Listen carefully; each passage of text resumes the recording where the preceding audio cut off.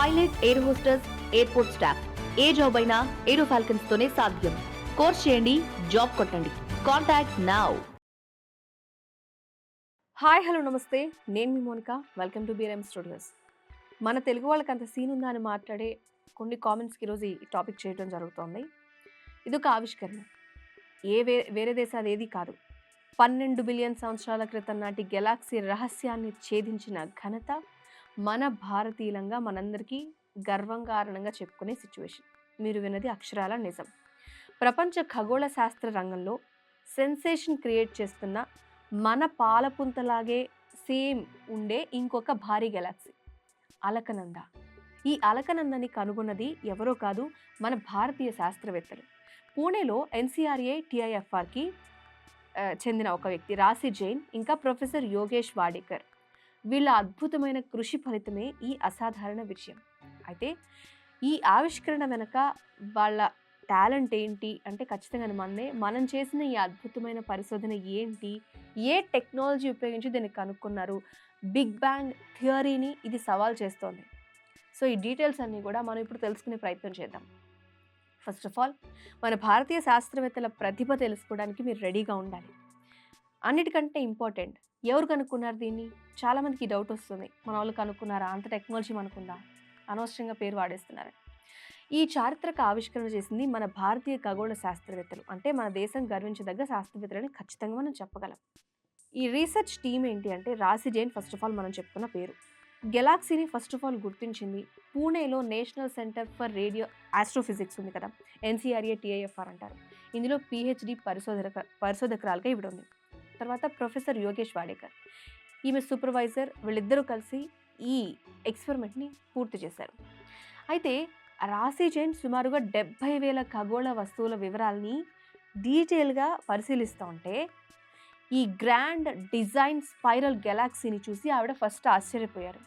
అయితే ఈ ఆవిష్కరణ నవంబర్లో ప్రముఖ యూరోపియన్ జర్నల్ అయిన ఆస్ట్రానమీ అండ్ ఆస్ట్రోఫిజిక్స్లో ఫస్ట్ ఆఫ్ ఆల్ రిలీజ్ అయింది. ఫస్ట్ ఇది తెలుసుకోండి.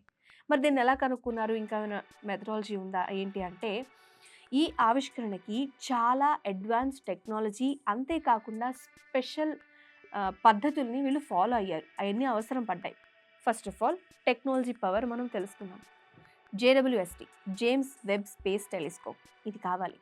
టూల్ ఏంటి అంటే, శాస్త్రవేత్తలు ఈ పరిశోధన కోసం James Webb space telescope JWST నుంచి వచ్చిన డేటా ఇంకా పిక్చర్స్ని ఉపయోగించారు. ఇంపార్టెన్స్ ఏంటి అంటే, 2001లో అమెరికన్, యూరోపియన్, కెనడియన్ అంతరిక్ష సంస్థలు ఈక్వల్గా స్టార్ట్ చేసిన ఈ టెలిస్కోప్ విశ్వంలో ఉన్న ప్రారంభ గతం ఏంటి అని లోతుగా చూడగలిగే ఒక శక్తివంతమైన పరికరంగా దీన్ని యూజ్ చేస్తున్నారు. 12 బిలియన్ కాంతి సంవత్సరాల దూరంలో ఉన్న కాంతిని ఇది క్యాప్చర్ చేయగలిగింది. నెక్స్ట్ పాయింట్, ఎలా డిటెక్ట్ చేశారు, గ్రావిటేషనల్ లెన్సింగ్ ఏంటి అని ఒకసారి మనం ఆలోచిస్తే, first of all helping. Alaknanda galaxy చాలా దూరంగా, చాలా క్లారిటీ లేకుండా ఉంది. అయితే ఇది అబెల్ 2744 క్లస్టర్ అని పిలువబడే ఒక భారీ గెలాక్సీ క్లస్టర్ వెనక భాగంలో ఉంది. లెన్సింగ్ ఎలా జరిగిందంటే, ఈ అబెల్ 2744 క్లస్టర్ గురుత్వాకర్షణ లెన్స్, గ్రావిటేషనల్ లెన్స్ అన్నమాట, అలా పనిచేసింది. దీని అధిక ద్రవ్యరాశి ఉండటం వల్ల అలకనంద నుంచి వచ్చే లైట్ అనేది కొంచెం వక్రీకరించి మనకి పెద్దదిగా, సుమారు 2 రెట్లు పెద్దదిగా, అంతేకాకుండా చాలా బ్రైట్గా కనపడేలాగా చేసింది. సో ఈ లెన్సింగ్ ప్రక్రియ కనుక లేకపోతే ఈ మసకగా ఉన్న గెలాక్సీని గుర్తించడం సాధ్యమయ్యేదే కాదు, అసాధ్యమయ్యేది. నెక్స్ట్ పాయింట్, ఈ గెలాక్సీ నిర్మాణం గురించి మనం మాట్లాడుకుంటే స్పైరల్ డిజైన్ గురించి మనం చూద్దాం.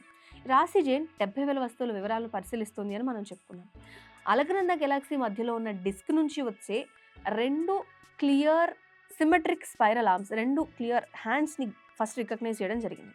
ఇందులో ఉన్న పెద్ద సవాల్ ఏంటంటే, బిగ్ బ్యాంగ్ తర్వాత కేవలం 1.5 బిలియన్ సంవత్సరాలకే 30,000 కాంతి సంవత్సరాల వ్యాసం కలిగిన ఇంత పెద్ద పూర్తిగా ఏర్పడ్డ స్పైరల్ నిర్మాణం ఎలా సాధ్యమైంది అనేది శాస్త్రవేత్తలకు పెద్ద సవాల్గా ఉంది.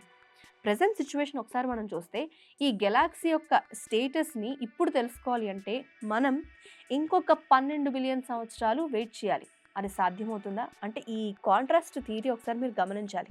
సో, ఖచ్చితంగా ఇది మన భారతీయులు కనిపెట్టిన ఒక పాయింటే. ఎందుకంటే ఆవిడ ఇండియన్ కాబట్టి. సో, ఈ ఆవిష్కరణ మన విశ్వం యొక్క ప్రారంభ దశ నుంచి ఉన్న సిద్ధాంతాల్ని ఖచ్చితంగా సవాల్ చేస్తుంది. ఈ అలకనంద ద్వారా మన విశ్వం మనం అనుకున్న దానికంటే చాలా స్పీడ్‌గా, చాలా అప్‌డేట్ అవుతూ ఒక సంక్లిష్ట నిర్మాణాల్ని నిర్మించి ఉంది అనేది మనకు క్లారిటీ ఇస్తుంది.